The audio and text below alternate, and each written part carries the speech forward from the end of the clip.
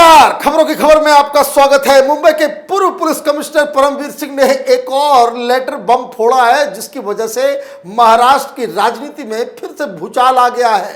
पिछली बार आपको याद होगा जब उन्होंने लेटर बम फोड़ा था, जब उन्होंने चिट्ठी लिख दी थी उद्धव ठाकरे को कि किस तरीके से गृह मंत्री अनिल देशमुख वसूली का रैकेट चला रहे हैं, तो कितना बड़ा बवाल बचा। गृह मंत्री का इस्तीफा हो गया, सीबीआई आ गई, बहुत सारी जांच बिठा दिए गए और जिसमें कई सारे मंत्रियों के गर्दन पे जो है वो फांसी लटक रही है। अभी अब सवाल ये है कि जो दूसरा लेटर बम फोड़ा है वो क्या है।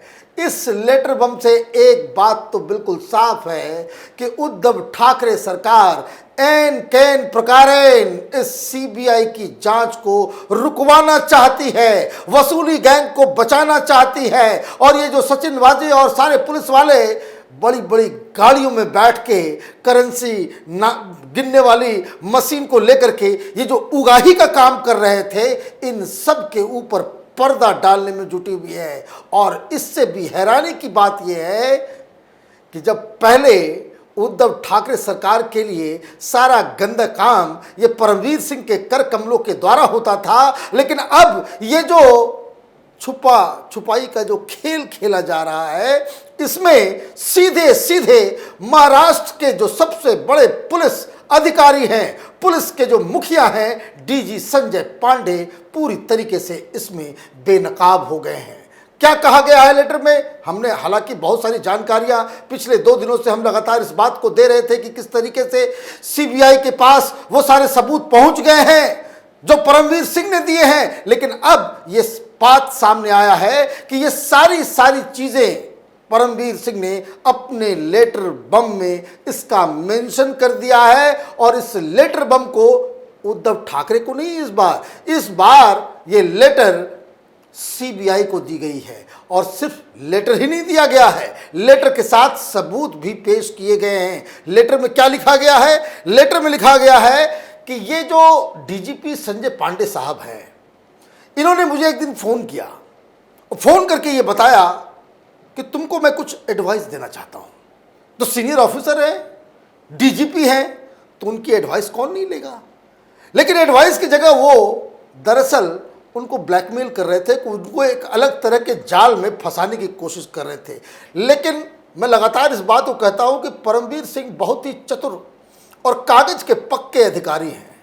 वो एडवाइस को समझ में आ गया उनको कि एडवाइस नहीं बल्कि सरकार के द्वारा किया जा रहा एक नया प्रपंच है, और इसलिए वो पहले से तैयार थे।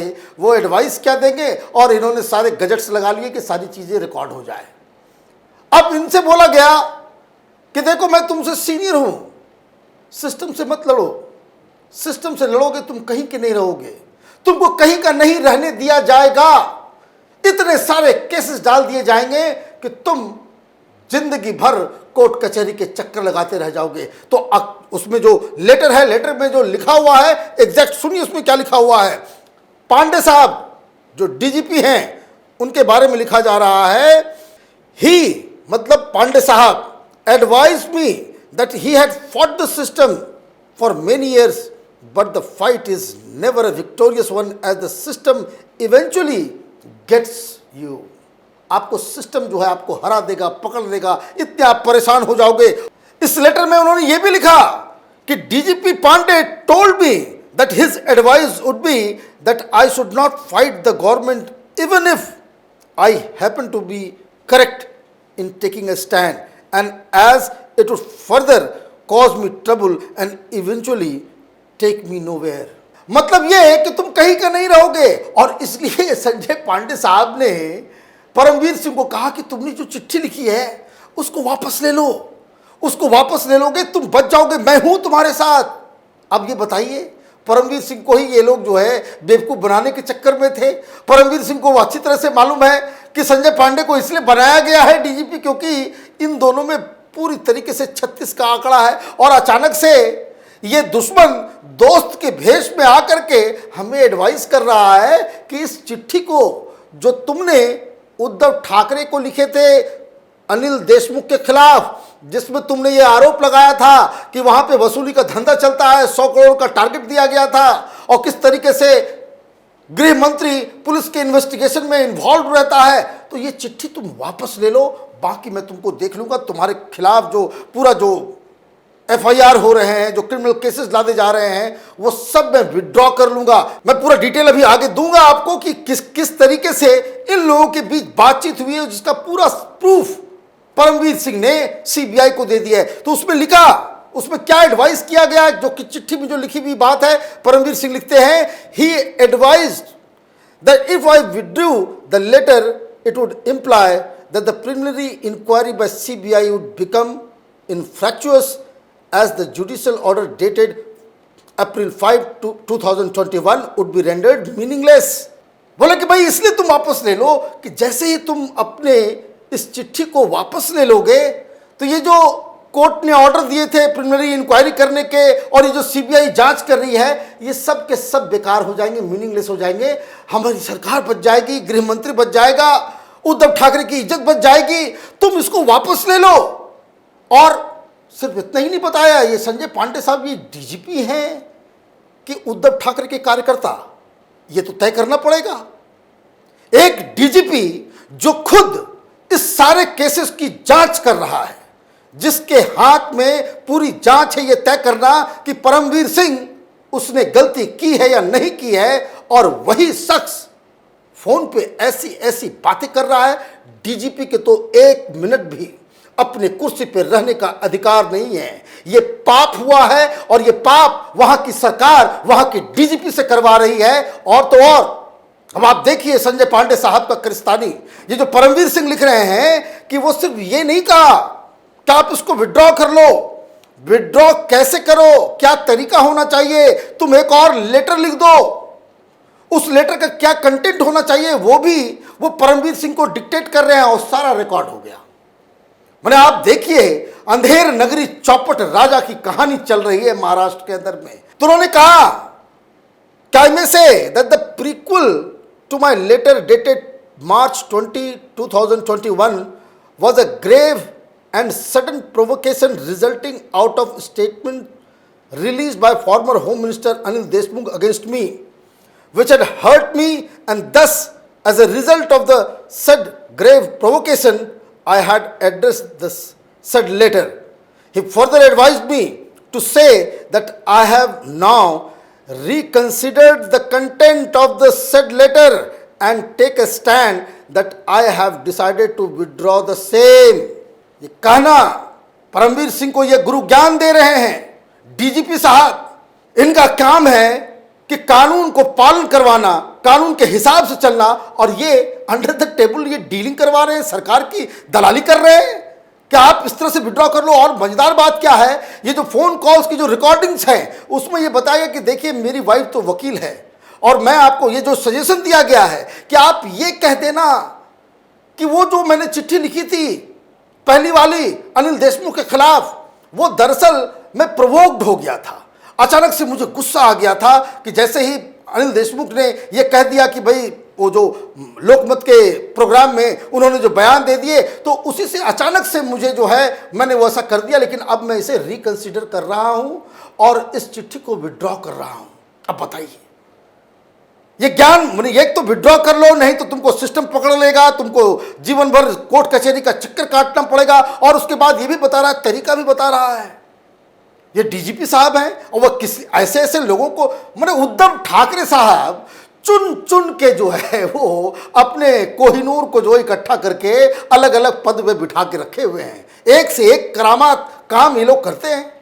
अब इतना ही नहीं, उसके बाद ये भी सजेशन दिया, इस लेटर के अंदर भी ये सारी डिटेल जो आई है सामने, एकदम बिल्कुल चौंकाने वाली है। उसने कहा कि देखिए, परमवीर सिंह ने पूछा कि मैं तो लेटर लिख दूंगा, लेकिन क्या गारंटी है कि सरकार रिकंसिडर कर ले। बोले कि गारंटी की बात छोड़ दो, मैं हूं ना, मैं देखूंगा, मैं निगोशिएट करूंगा। तुम चिट्ठी लिखो, चिट्ठी लिख के मुझे चिट्ठी दे दो, और चिट्ठी मैं तब तक सरकार को नहीं दूंगा जब तक ये टेबल पर तय नहीं होता है कि तुम्हारे खिलाफ जितनी जांच बिठाई गई है उसको वापस करेंगे। तुम वापस, वो लोग वापस करेंगे और तुम चिट्ठी दोगे तो ये मामला खत्म हो जाएगा। न कोई वसूली गैंग का नाम आएगा, न अनिल देशमुख के खिलाफ कोई कार्रवाई होगी, सब कुछ नॉर्मल हो जाएगा, तुम भी बच जाओगे, हम भी बच जाएंगे, सब लोग फिर लूट खसोट करेंगे, फिर उसी तरह से काम चलता रहेगा। वाह, क्या बात है भाई, महाराष्ट्र को मान गया। किस तरीके से वहां पे सरकार चल रही है और डीजीपी ये कुकर्म कर रहा है।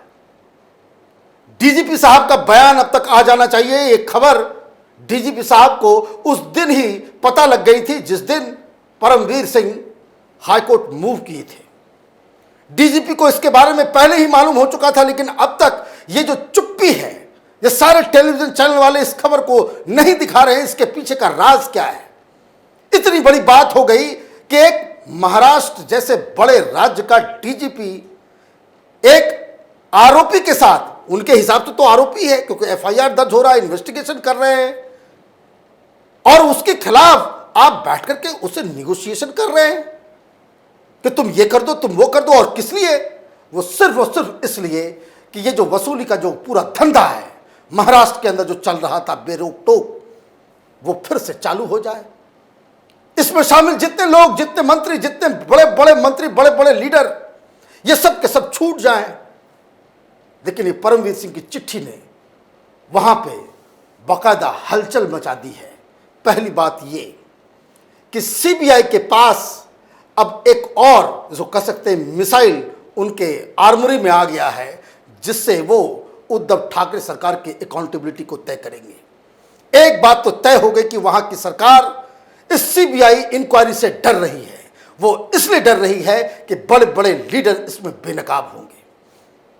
अघाड़ी सरकार, उद्धव ठाकरे की सरकार इस इन्वेस्टिगेशन से इसलिए डर रही है क्योंकि सचिन वाजे, ये सिंधे, ये माने, ये काजी, इन लोगों ने सारे राज खोल दिए हैं। एनआईए और सीबीआई के पास वो उसकी पूरी जानकारी आ गई है कि पैसा कहां से आता था, कहां से ये उठाते थे और कहां ये पहुंचाते थे।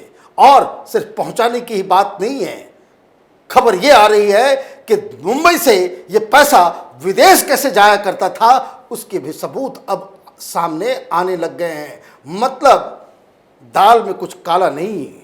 इस अघाड़ी सरकार की पूरी दाल ही पूरी तरीके से काली है और एक एक लोग अब पकड़े जाने वाले हैं।